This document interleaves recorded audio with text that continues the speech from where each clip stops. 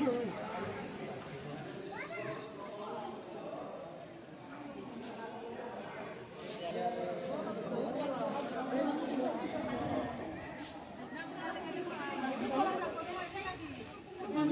দিয়ে ভিতৰত যে কৈ দিছোঁ মুঠতে কৈ দিওঁ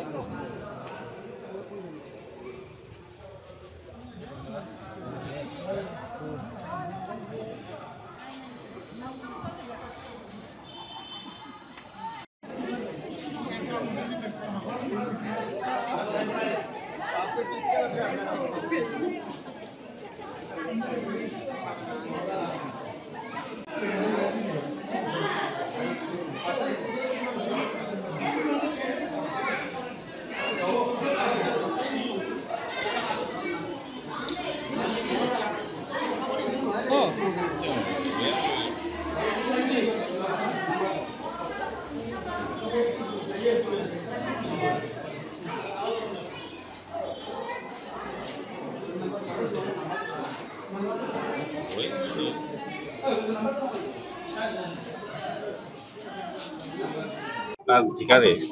মানে ভোট সাব্যস্ত কৰিব সিহঁতৰ এই লোকসভাত আছিলে না কিন্তু এইবাৰ পঞ্চায়ত নিৰ্বাচনত তেখেতসকলে ভোট দিব নোৱাৰিলে কি কাৰণ বুলি বজালে কিছু সংখ্যক কটা গৈছে বিশেষকৈ শাৰীৰিক বিশেষ বহুত ভোট মানে এই পঞ্চায়ত নিৰ্বাচনত কটা গৈছে এইটো তেওঁলোকৰো দোষ আছে কাৰণ এই আমাৰ যিখন ভোটাৰ লিষ্ট উলিয়াই দিয়াৰ আগতে আমি টাইম দিছোঁ আৰু ড্ৰাফ্ট কপিটো আমি দি দিছোঁ আমাৰ বুথ প্ৰেচিডেণ্টবিলাকে আমাৰ BLOবিলাকে আমাৰ গাঁৱৰ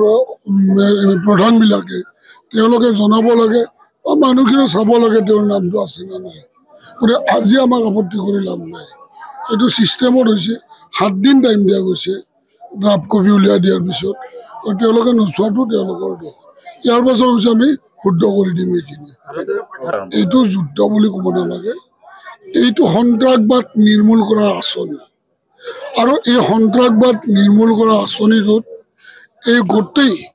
পৃথিৱীৰ 130খন ৰাষ্ট্ৰ সমৰ্থন কৰিছে আৰু আমি ভাৰতবৰ্ষে এবাৰ কঠোৰ এটাকে সন্ত্ৰাসবাদ নিৰ্মূল কৰে তাত পাকিস্তানেও বেয়া পাব নালাগে কাৰণ তেওঁলোকক আমি এটাক কৰা নাই তেওঁলোকৰ যিবিলাক সন্ত্ৰাসবাদী আমাৰ POK আছিল সেইবিলাক আমি উচ্ছেদ কৰাটো নিশ্চিন্ত আৰু উচ্ছেদ হ'ব